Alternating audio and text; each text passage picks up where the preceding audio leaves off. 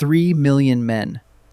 Identical faces, identical voices, grown in vats on a water world and bred for one purpose: to fight and die for a republic that never asked them if they wanted to. We give them numbers like the 501st, the 212th, the 104th. We give them colors and nicknames and personalities, because somewhere along the way, the men who were supposed to be interchangeable started becoming people. They painted their armor, they took names, they made jokes, they grieved their dead. And that's the cruel trick of the whole Clone Wars.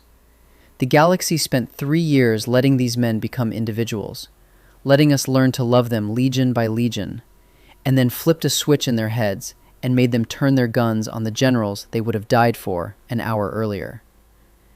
Today we're going to walk every clone legion, what they were, who led them, where they fought, and underneath the roll call, the thing nobody says out loud: every single one of these units was a death sentence with a paint job. Start on Kamino, 32 BBY. A Jedi Master named Sifo-Dyas, acting on premonitions of war, secretly commissions a clone army from the Kaminoans without the knowledge of the Senate or the Jedi Council. He is killed shortly after placing the order. Count Dooku takes the contract, installs Jango Fett as the genetic template, and ensures the army will serve a Sith plan Sifo-Dyas never imagined. The soldiers are born from a dead man's fear and a Sith Lord scheme, and they will never know either fact. When Obi-Wan Kenobi arrives at Kamino in 22 BBY, Kaminoan Prime Minister Lama tells him 200,000 units are ready, with 1 million more on the way. That's the number canon gives us. The 3 million figure comes from the Legends novel line. It's the number that passed into common usage, and it captures the emotional weight, even if the precise headcount remains contested. Either way, the army is vast enough that individual human lives inside it become statistically invisible.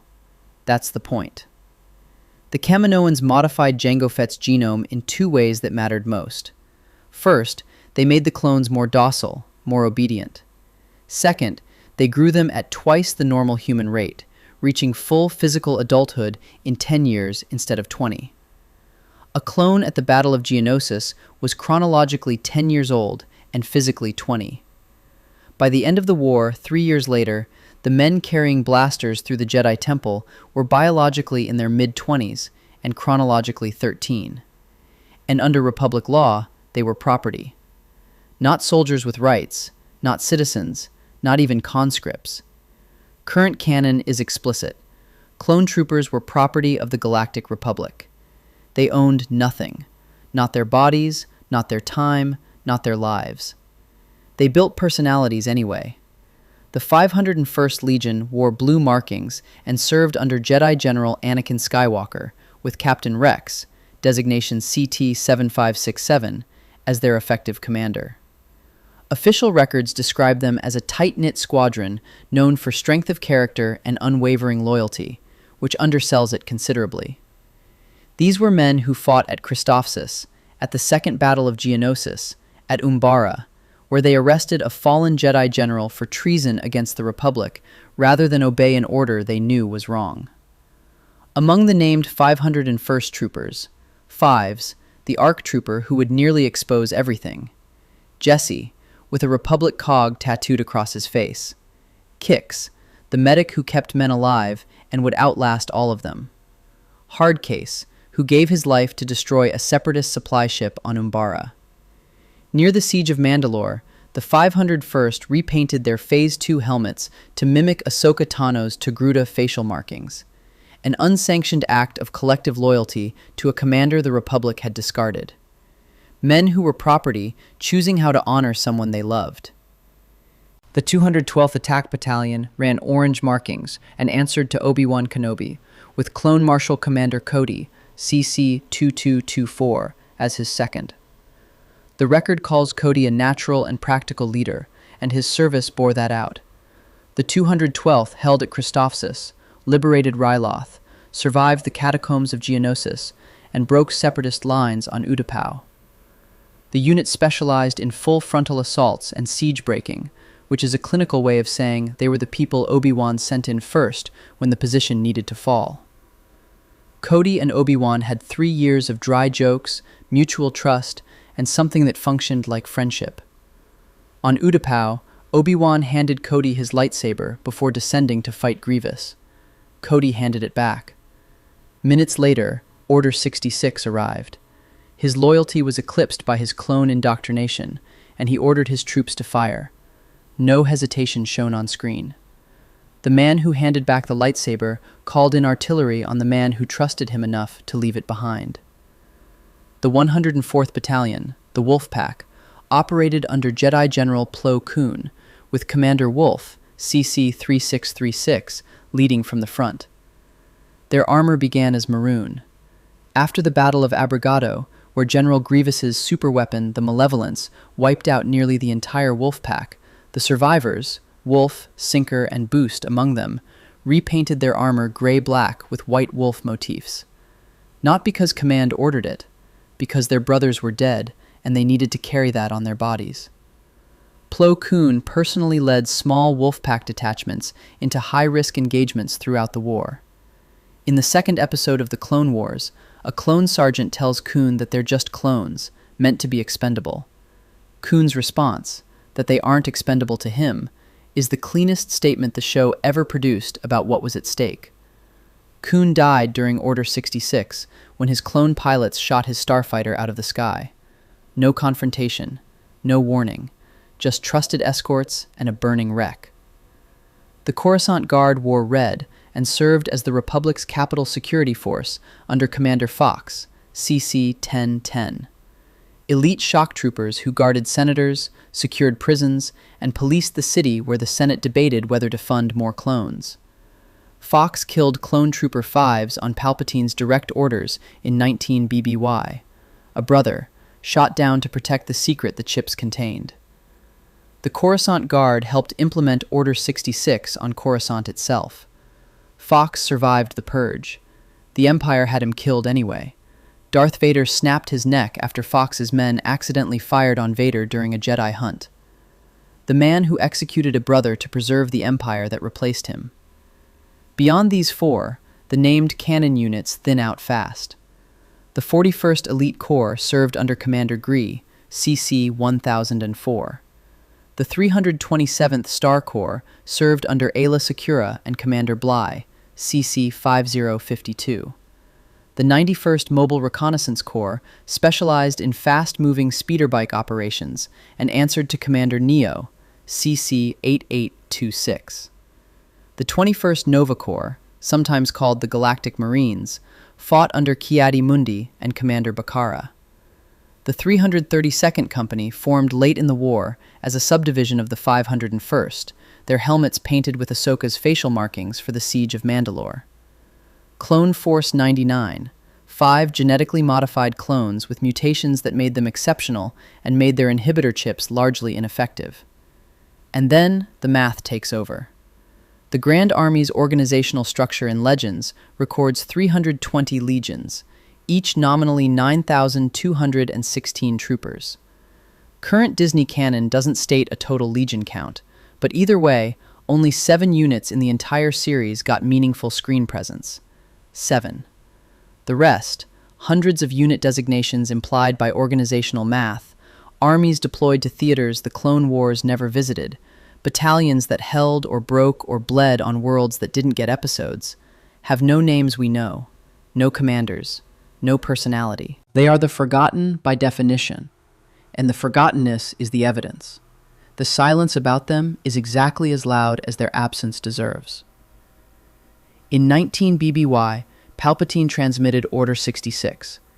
Every clone trooper had carried a behavioral modification biochip in their brain since birth on Kamino, implanted before they could consent to anything, before they even understood what consent was. The chip didn't replace their personality. Current canon is explicit on this. It suppressed free will while maintaining consciousness. The men were still there. They could feel what was happening and couldn't stop it. That distinction, awareness without agency, is what makes it worse, not better, than simple programming. On Utapau, Cody ordered artillery fire on Obi-Wan Kenobi. Obi-Wan survived by falling into water. On Kashyyyk, Commander Gree approached Yoda from behind. Yoda sensed it, drew his lightsaber, and decapitated Gree and a second trooper simultaneously. Two men who had spent days fighting alongside Yoda through Wookiee forest, killed in under a second. On Felucia, Commander Bly and the 327th Star Corps opened fire on Aayla Secura from behind. Secura had once saved Bly's life on Meriden. The troopers continued firing into her body after she fell. On Seleucami, Commander Neo fell back from his Jedi General, Stas Ali, and destroyed her speeder bike with blaster fire. On Coruscant, the 501st, Blue Armor, the unit that had arrested a corrupt Jedi for the Republic, the unit that had painted their helmets for Ahsoka, stormed the Jedi Temple under Darth Vader and killed everyone inside. Jesse, the trooper with the Republic cog tattooed across his face, executed Order 66 against Rex on the Mandalorian transport. Rex had already had his chip removed by Ahsoka Tano. He tried to protect her. Jesse and the 501st troopers he commanded presumably died in the crash that followed. The man who tattooed his loyalty to the Republic on his face turned by that same Republic against his brother. The only unit that substantially resisted was Clone Force 99. Their genetic mutations had left their chips largely inert. They deserted. The chip framing makes this meaningful rather than comforting. Their resistance wasn't moral courage overcoming conditioning. Their chips were broken. Every other man's chips worked exactly as designed. In 18 BBY, 1 year after Order 66, the Imperial Senate passed the Imperial Defense Recruitment Bill, authorizing the Stormtrooper Corps with recruited humans. The transition had already begun. The Bad Batch shows it underway in 19 BBY, months after the war ended. Clones were phased out gradually, unit by unit, replaced by men who had never known their generals by name and could be forbidden from personalizing their armor. The empire that the clones built, that their bodies built, that their deaths at Geonosis and Felucia and Umbara and Mandalore enabled, replaced them the moment a cheaper soldier was available. No ceremony is recorded in any canon source, no formal decommissioning, no acknowledgement. The transition is documented, the thanks isn't. By the time of Star Wars Rebels, set roughly 14 years after Order 66, Rex and Wolf and Gregor were living in a modified ATTE Walker on the plains of Selos. Chronologically, they were in their mid to late 30s. Biologically, given the 2-to-1 aging ratio, they were men in their late 60s and 70s, white-haired, weathered, ancient by every measure except the calendar. The army that made the Empire possible had been aged out before their 40th birthday. Rex is confirmed to have fought at the Battle of Endor, years after this. The man who once served as Anakin Skywalker's closest military partner may have been present when Anakin Skywalker's son destroyed the thing Anakin became. 3 million men, and we gave them numbers so we could tell apart the people the galaxy insisted weren't people. The 501st, the 212th, the 104th. Names painted on armor by men who weren't supposed to have anything to call their own, fighting a war they didn't start, for a republic that grew them in tanks and never once asked. They became brothers. They became individuals. And then a single order turned them into the weapon that ended the Jedi, and the empire they built threw them away the moment a cheaper soldier came along. So we read the legions out loud, all of them, the famous and the forgotten, not because the unit emblems matter, but because the men under them did, and almost no one in that galaxy ever said so. They were made to be disposable. The least we can do is refuse to dispose of them. Subscribe for more stories like this.